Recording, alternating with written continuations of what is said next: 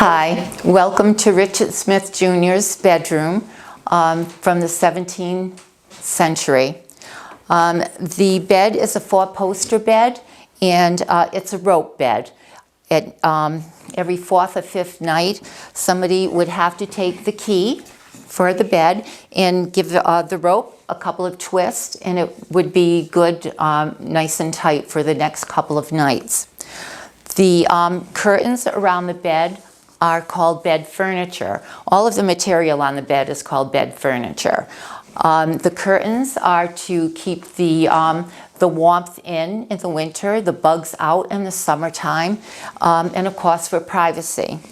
The mattresses were made out of a number of different things. One would be wool, hay, feathers, corn husks.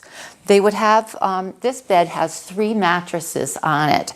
The bottom would be the hay, and then depending on the weather, either the wool or the feathers would be on top.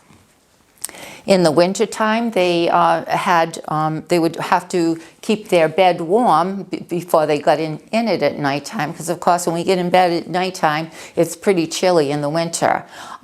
So this is one of the bed warmers that they would use. It's called soapstone. That's what it's made out of. They would put it in the fire until it got heated, and then they would swish it around the bed till it warmed up the sheets, and wrap it in a towel or a blanket or something and put it at the foot of the bed to keep their feet warm through the night. Another form of bed warmer is the pig. In this we have to use our imagination on. Here is the snout, and of course a big fat belly, and we have to imagine a little curly tail there. It's made out of clay, and they would put hot water in the top, put the cork in, and then just as they did with the soapstone, they would swish it around the bed to warm up the bed at nighttime. There are mattresses on the floor here, and the mattresses were used for if a guest was traveling and they needed a place to stay for the night, they could sleep on the floor in the bedroom. Of course, in the winter's time, they would pull it closer to the fireplace to stay warm.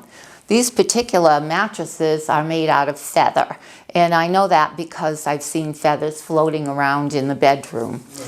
The colors in the room, the deep gray, blue-gray, are copies of the original colors that were used in this room.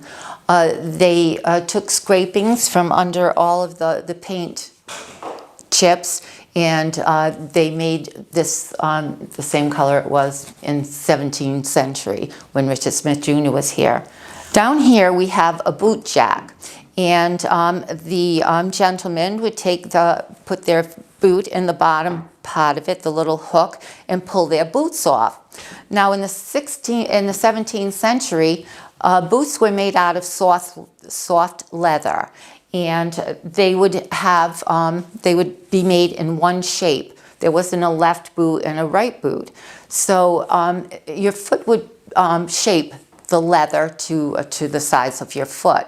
So at nighttime when you went to bed, you had to be sure that you left the left boot on the left side and the right boot on the right side. So when you got up in the morning, you would get off on the right foot. The chest here was more than likely brought from England, and it's used to store blankets and sheets and whatever clothes they may have had. There are no closets in the 17th century, so they would store whatever they had in the chest.